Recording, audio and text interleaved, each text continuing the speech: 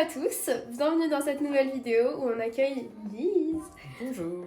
Aujourd'hui, on l'accueille pour parler du livre « Je ne suis pas un morceau de viande ». On a plein de choses à te raconter grâce à ce livre, je dirais, plein d'anecdotes, etc.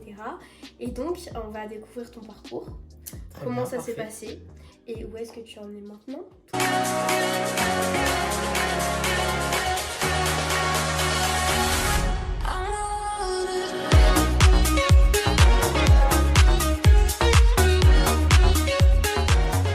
On s'est rencontrés, c'était il y a quoi, 1 an et demi? Oui, un petit peu plus d'1 an en tout cas. Ouais, voilà, tu t'es lancée dans l'écriture de ton livre, t'avais un rêve.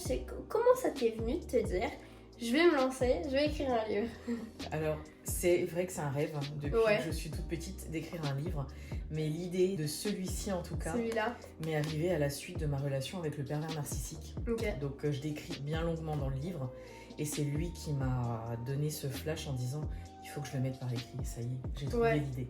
Et il y a aussi le côté de quand tu vis quelque chose d'assez dur, te dire j'ai pas vécu ça pour rien, moi j'ai appris un truc, je vais essayer d'éveiller les consciences autour de moi par rapport à ça. Et donc ce livre, donc il naît de cette relation-là, donc cette rupture aussi. Surtout.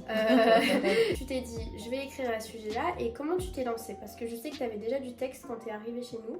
C'est ça, donc le texte était pratiquement fini, j'avais composé 2 livres même. Donc en 2015, j'avais écrit la première partie du livre qui était que des anecdotes, des choses que j'avais vécues, des histoires concrètes au travail, dans ma vie pro, dans ma vie perso. J'avais mis tout ça par écrit et j'avais rédigé déjà un premier jet. Et en 2019, en fait, avec le confinement, je me suis dit ça y est, c'est le moment d'aller plus loin, d'aller plus approfondi, en tout cas dans ce que j'avais déjà écrit. Et j'en ai fait un deuxième, où là j'ai vraiment ajouté les violences et j'ai mis les degrés de violence et tout ce qu'on pouvait trouver. Et c'est à ce moment précis que le livre a commencé à naître. D'ailleurs, il faut qu'on raconte un petit peu, le livre, c'est surtout des anecdotes que tu as vécues avec les hommes. Donc moi j'aime bien parce que c'est un peu les gossips quoi. Je trouve qu'on se sent bien dans le livre parce qu'en soi on se dit c'est la bonne copine qui nous raconte toute sa saison là, sa série avec plein d'anecdotes. Donc ça je trouve ça juste assez fun et des histoires vraies. C'est ça. Des fois je me suis dit mais comment elle a pu vivre tout ça? Et au final en une seule vie. Donc t'avais ces idées là, t'as structuré et on t'a accompagné du coup pour restructurer, je me souviens un petit peu, te relire etc. C'est ça. Pour la partie édition, comment ça s'est passé pour toi cette partie là où justement tu as pu commencer à concrétiser? Top, c'était vraiment fun. Mon projet prenait enfin forme finalement suite à notre rencontre sur Instagram. Et c'est vrai que j'étais un petit peu dans le nuage en me disant bon bah comment je vais faire, composer avec mon nouveau job en tant que RH, beaucoup de responsabilités et je travaillais sur le livre le week-end. Donc c'était vraiment essayer de concrétiser ce projet rapidement pour autant. Et finalement, ça s'est super bien passé, quoi. C'était un vrai régal. Et puis le livre est sorti quand même relativement vite, je crois. Et après, on a fait toute la partie, du coup, livre en auto-édition. Et je me souviens que la couverture, franchement, je trouve que ça représente trop bien. C'est vraiment ça. Vraiment. Ça a été très très vite au final. Comment ça se passe pour toi quand tu reçois le livre dans les mains? Qu'est-ce que tu ressens?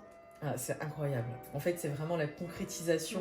On se dit, ça y est, enfin, il est là, tous nos rêves. Parce que c'est vrai que j'avais dessiné les petits personnages, je sais pas si tu te souviens. Sur Canva avant. Exactement, sur Canva, j'avais représenté des petits morceaux de viande en forme de tennis, etc. On avait essayé de faire un truc avant le graphisme. C'était vraiment fun et de le voir en vrai, on se dit waouh, c'est incroyable, ça y est, c'est là, tu l'as enfin. Ce bébé est là. Il est né. Exactement. Ok, donc très fière, t'as réalisé ton rêve. Qu'est-ce qui se passe par la suite, même les retours que t'as, tout ça? Que du positif. Très sincèrement, j'ai des retours incroyables, des femmes qui me disent je me libère, si tu veux je t'ajoute des chapitres. Donc il y a des choses dont tu parles pas, je peux te les raconter, viens on fait un autre livre ensemble. Incroyable. Là maintenant que du positif. Même de ton entourage du coup qui ont lu? Vraiment, de mon entourage. Finalement, j'ai même moins de retours que de l'extérieur et des gens que j'ai rencontrés en salon. Je participe beaucoup à des rencontres et on m'a proposé de commencer avec les conférences. Donc j'ai démarré les conférences en plus, donc c'est un bonheur. Donc les conférences, je sais que tu avais fait des lectures, peut-être pièces de théâtre, un truc comme ça. Et bien justement, un metteur en scène a lu mon livre qui m'a fait un retour incroyable. Donc là, c'est un homme, et j'ai quelques hommes qui m'ont fait des retours dingues. Et qui m'a dit j'adore ton humour, j'adore la façon que tu as d'écrire, est-ce que tu serais ok pour me faire une pièce? Et là je lui ai dit mais avec grand plaisir parce que là c'est la concrétisation. Donc c'est un trio amoureux et elle sort au mois d'avril. La pièce c'est... Oui. Mais faut que je vienne. Oui. C'est fou. Oui. Dites-vous que un livre, moi je sais qu'il y a le pouvoir d'un livre, c'est dingue et on se rend jamais compte de toutes les opportunités. Déjà de l'avoir fait, c'est ouf.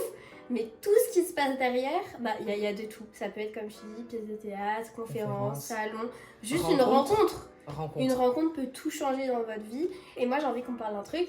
T'es partie de ton job en fait. Oui, j'ai tout quitté. Oh là là. Alors en fait, le mois de la publication, donc en avril l'année dernière, j'ai donné ma lettre de démission, j'ai créé ma société, je me suis lancée dans mes formations de thérapeute et maintenant j'accompagne des femmes qui sont victimes de violences. Je fais partie d'associations et je reçois des âmes beau, franchement. De belles âmes à aider et à accompagner. Donc tu les aides justement dans tout ça, dans tout le cheminement que toi tu as déjà fait. Oui.